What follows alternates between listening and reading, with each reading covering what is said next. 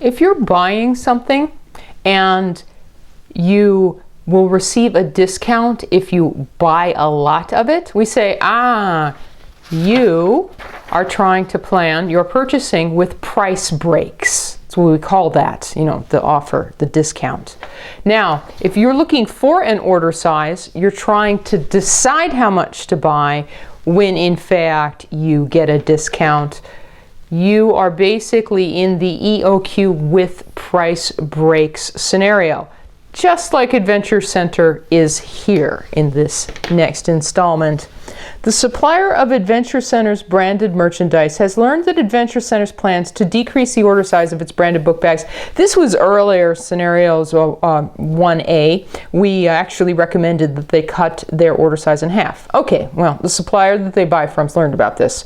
That supplier has now offered 2 price breaks to make larger orders more attractive. This is typically what vendors or sellers do. This is what they're trying to incentivize for their own convenience.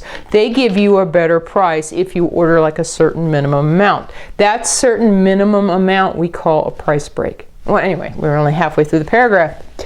Okay, specifically, the cost charged to Adventure Center for one book bag remains $16. If they're going to be making offers, maybe we better start tallying them to the side. Price.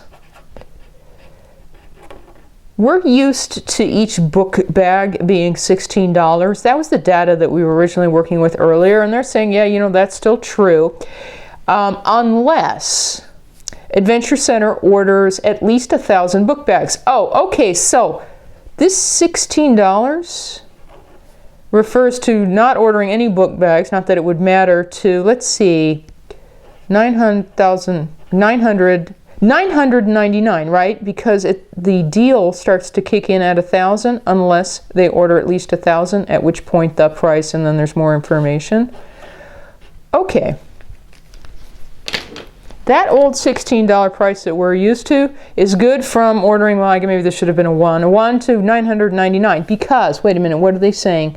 Okay, at least 1,000, $15 each. Oh, okay. $15 each. Now, is that 1,000 just onwards?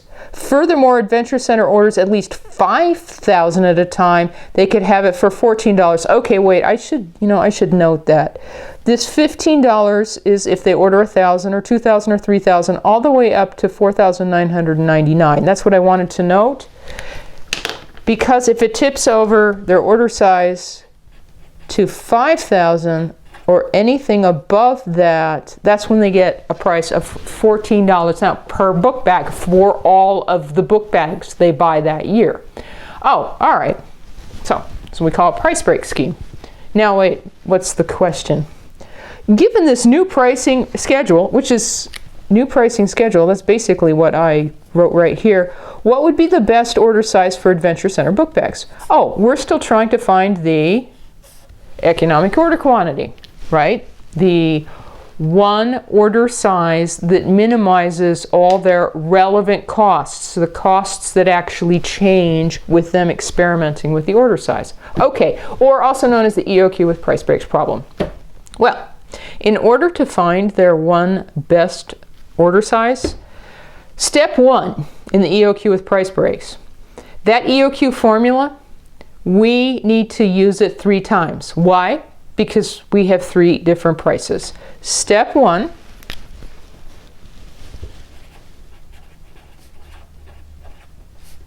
calculate EOQ for all prices.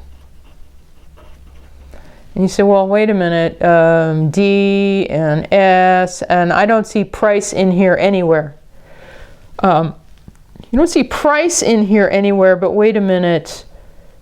H was the cost of holding 1 unit in inventory for a year. And for instance, when the book bags cost $16, we had found that number by multiplying it by 25%. Oh, because I'm taking you back to earlier in the scenario, they had said that their holding costs were 25% annually, which means that if you want to know how much it costs to hold one book bag in inventory for a year, you take the money you spent on the book bag, its price, and you multiply that by 0.25. You take 25% of it. Oh, because when we were originally working on this problem, H was always 4 because it was 16 times 0.25.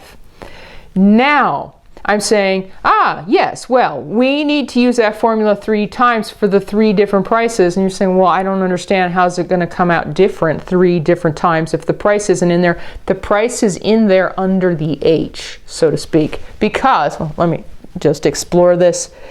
EOQ, when it costs 16, so I'm just putting 16. I'm just going to fill out that formula, right? The square root of 2 times D. D was 5,000. That was just a fact that went along with this scenario. Times S was 100. That was just a fact that went along with this scenario. Divided by, we'd said earlier divided by 4, but now we will spell it out. H is 16 times 0.25, 1/4 or 25% of 16. Oh, and we had discovered actually this fact before. This is what panicked the vendor and they started to offer price breaks. We'd recommended this. This is the EOQ at that original $16 price. Order them 500 at a time. Now, we want to repeat this process for each of the prices. So, first I'll do that.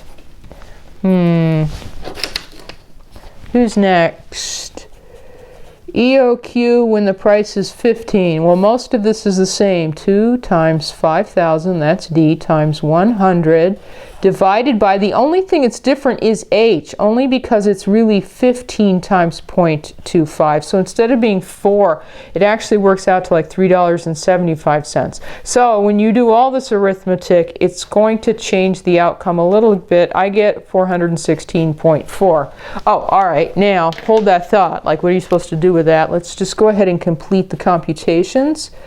EOQ, what is it when the book bag costs $14? Well, 2 times 5,000 times 100, that's all the same. 14 times 0.25, I think it's like $3.50. But anyway, we get that the absolute perfect order size is kind of messy, 534.52. You say, all right, well, that actually is step 1. If you want to think about this in terms of steps, that's step 1. Just take all your prices and find an EOQ with the EOQ formula for each price. Now, having done that, we're going to thin the pack a little bit here because we now test for which EOQ is valid. Which EOQ is valid? You say, huh? What? This is a reality check. We just used the formula and we came up with a number. The number is supposed to be an order size. Now, what do I mean by reality check? Look at the first one, the EOQ for the $16 price. The number is 500. It says order them 500 at a time. This is the reality check. When do the book bags actually cost $16? Oh, well, if you order anything between $1 and $999, well, 500 is in that range. This one's valid. That's what we mean. As opposed to, now look at this one. This is the EOQ when the book bag costs $15. You're supposed to order like 516, 517 to save money. Okay, now wait a minute. When does the book bag cost $15? When you order between $1,000 and $4,999, this number is not in that range. This is not a helpful suggestion. It is not valid. Reality check here. Oh, when the book bag costs $14, then you should order 534 or 35 of them. When does the book bag actually cost $14? When you order at least 1,000? That one's not valid either. Oh, okay. So we completed, that was essentially step 2. Okay, now, when you have, for any problem, not just Adventure Center and their book bags, for any problem, when you've calculated all the valid EOQs, excuse me, when you've calculated all of the EOQs and you've screened this, this reality check for validity, only one of them will turn up valid. Only one of them will turn up valid, and there's a shortcut here that you might be able to take. The shortcut is if the valid EOQ corresponds to the absolute lowest price that was offered, you're done. That's the order size. You don't need to do any more computations. Oh, okay. Now, can we take the shortcut? Let's look. We're saying our one valid EOQ corresponds to $16.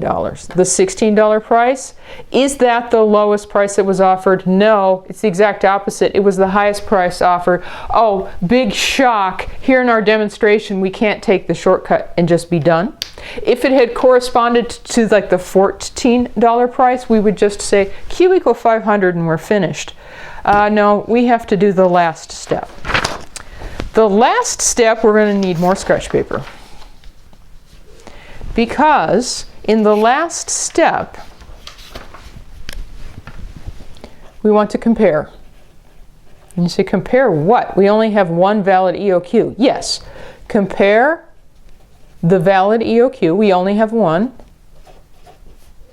with every price break quantity. Every price break quantity that qualifies us for a lower price. And by a lower price, I mean a lower price than the one that belongs to the valid EOQ. Oh, we say, all right, but what's a price break quantity? A price break quantity is specifically the absolute minimum amount that you can order and still get the discount. For instance, in this particular problem, it said that if you ordered 5,000 or more book bags, you could have them for $14 each. The price break quantity is 5,000. Now, it's true, you can order 5,000 or more, 6,000, 7,000, or 8,000, but Q equal 5,000, the absolute bare minimum that you can order and still get that discount, that's what we call a price break quantity. Now, in this problem, there are two price break quantities. Because the valid EOQ corresponds to the $16 price, there was a $15 price.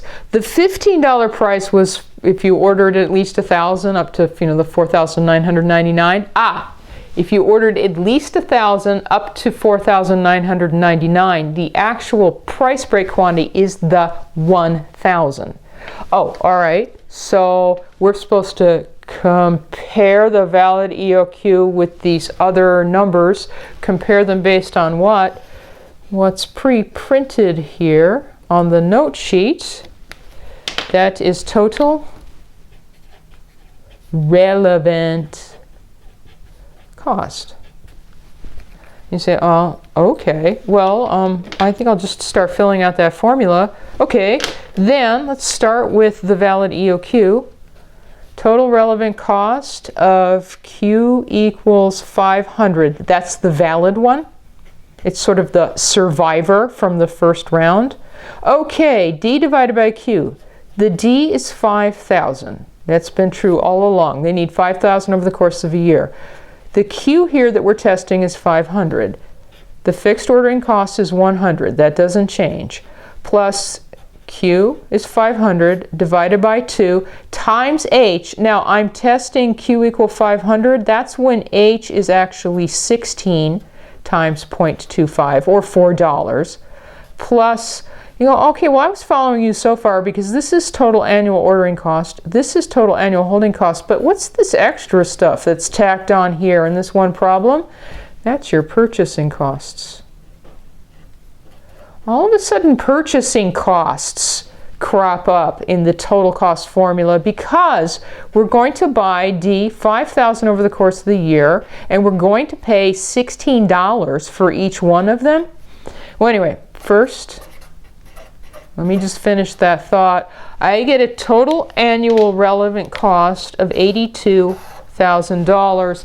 That's the total annual relevant cost of ordering the book bags 500 at a time.